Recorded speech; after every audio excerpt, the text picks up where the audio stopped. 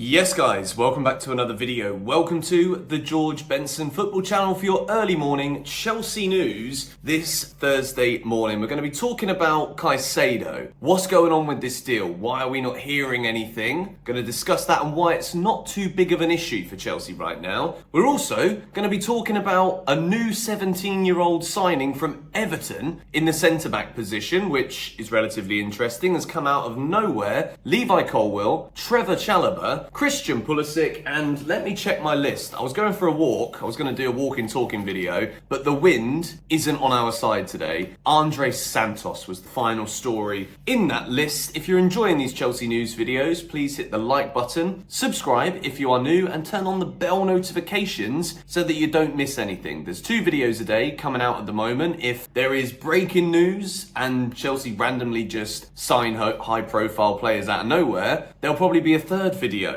in your subscription feed, and if the notifications are on, you'll never bloody miss it. Let's begin, shall we, with the 17-year-old centre-back signing. I think he's a centre-back from Everton. His name is Ishe Samuels-Smith, and I know absolutely nothing about this guy, but Chelsea have apparently signed him for £4 million, which, again, £4 million for a 17-year-old. When I was 17, I was looking forward to every Tuesday to eat 2 pizzas from Domino's, and it was wonderful. But a 17-year-old footballer nowadays, we're not just talking about £1 million, £2 million, £4 million is still a lot of money. When we're looking at, let's say, the Mason Mount deal, right, where we get 55 million with 5 million in add-ons. Chelsea are holding out for these fees for Mount. They're holding out for that additional add-on money. So we've got to take a £4 million 17-year-old signing from Everton seriously, the same way that we take the sales of players and the 1s, 2s, 3s within negotiations here or there. They are just as important. So we spent 4 million on another 17-year-old. Chelsea's future is looking great. Levi Colwill's future. This is a massive topic right now. During the Under-21s European Championships, Colwell has shown that he is absolutely top tier. This guy is going to the very top, and I'm talking the potential to be one of the top 5 centre-backs in Europe, in my opinion. When you look at how comfortable he is on the ball, the passing range, the way that he makes these tackles aerially, not perfect, but so good. I literally can hardly find a flaw in Levi Colwill's game, which is why this season, when we talk about how Pochettino is going to line up Chelsea, who will the important players be, I stick Colwill in those categories of very important every single time. The contract situation, this is from Nizar Kinsella. Levi Colwill's contract situation is similar to how Mason Mount's one once was. Chelsea need to learn lessons from the past to tie him up and then do the same with Lewis Hall. Mount was the boy who had a dream, but it turned into a nightmare. This is why Levi Colwill's contract has to be up there as one of the biggest priorities, probably even in this transfer window for Chelsea, because Trevor Chalobah is also a player whose future is looking up in the air right now, because Colwill wants reassurances from Pochettino that he's going to be fast-tracked into the team. Levi doesn't want to be here playing in the Carabao Cup games if Chelsea get on a run there, playing in the FA Cup games and relying on an injury to Fofana, Silva, Badia Shields. So when you look at the performances from Colwill for England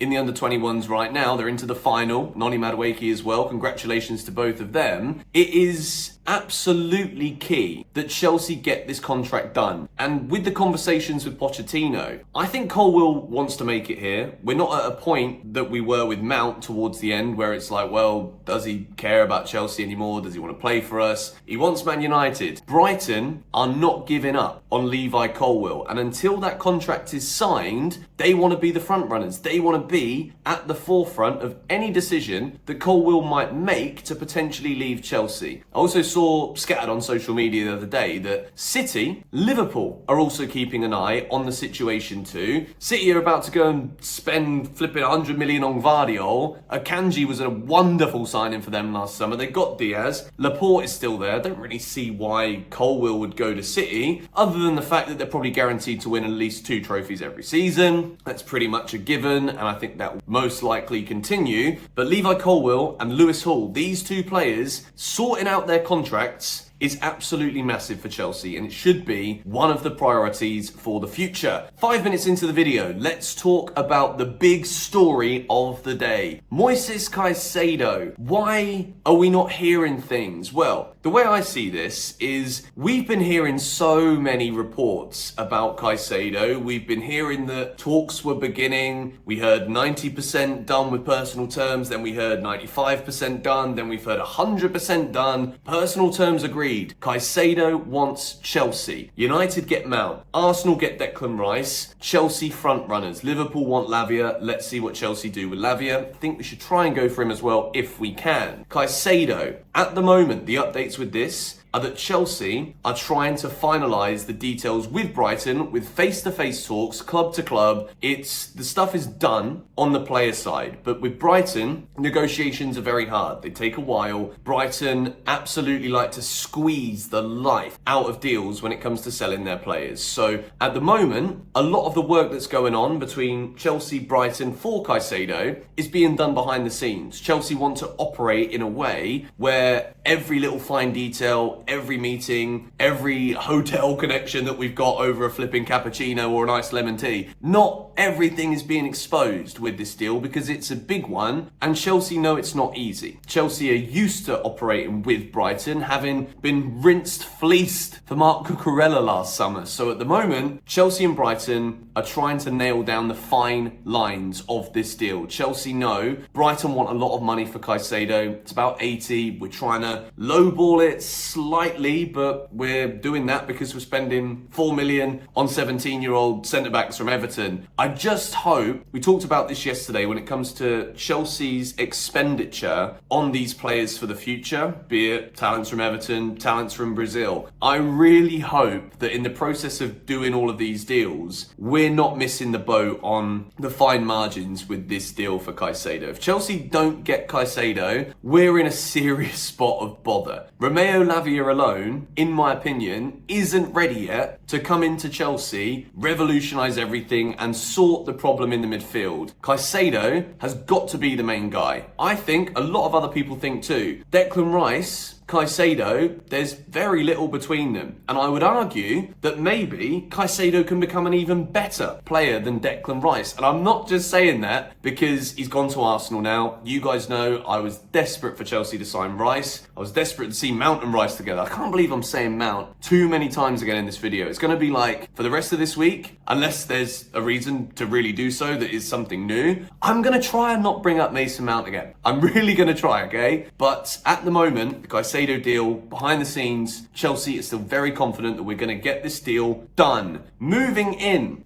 to discuss Andrey Santos. We're going to finish with the story about Christian Pulisic. Andrey Santos is wanted by Porto on loan for the season. This is a very young player. This is a player who everything I've seen of Andrey Santos, I absolutely would love for him to be in and around the first team squad next season. However, this is one of those gambles where Chelsea don't want to let Santos go now on loan to Porto. They're interested now, but Pochettino wants to see what Santos can do, how he fits in with the other professionals, how he fits in with Enzo, a player who's been playing at a level above for a significant period of time. But Enzo's 22. Andrey Santos is 18, 19 years old. And I think if there was a player this season out of all of those young ones that we brought in who could be ready for a place in the Chelsea first team squad this season, Santos could be that guy. When we talk about Caicedo deals, when we talk about is Caicedo enough, Santos could be in a position where he's very much needed in the Chelsea squad this season. So Pochettino wants to look at him during pre-season. He'll come on the tour with us. We'll probably see him play a few minutes, which I'm very excited about. And from there, Poch will be able to gauge whether it's too soon. Remember, Pochettino isn't coming to manage Chelsea with zero experience of the Premier League. He knows the pace. He knows the teams that we're up against. He knows the strengths of opponents. So Pochettino will see and he'll know very quickly whether Santos is ready for that Premier League step up, because it is massive. It's the best league in the world. It's one of the hardest leagues in the world, and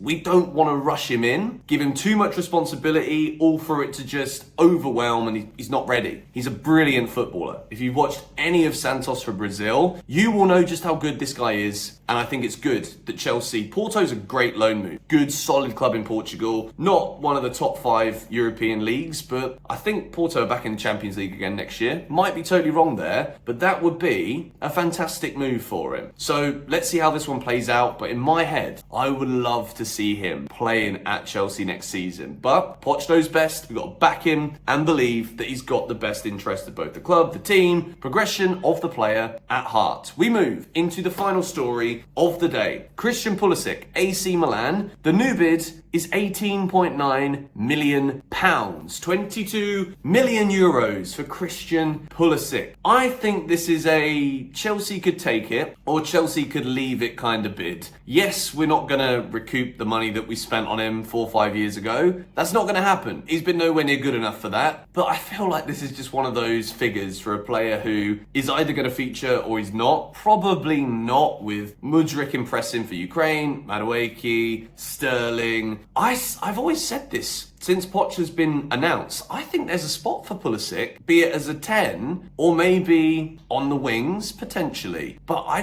what is going on my laptop? I think this might be too good for Chelsea to refuse, to be fair. I don't think we're going to get much more for him. So take it or leave it, really. That's my thoughts on the situation. I would maybe try and squeeze a bit more, get it up to 21 million. We've been talking fine margins financially a lot in this video today. Going to wrap things up here. Second video will be out later on today. Let's see what news breaks regarding this Caicedo deal, and let's start looking forward to a massive pre-season with Pochettino in charge at Chelsea Football Club. Come on, you Blues.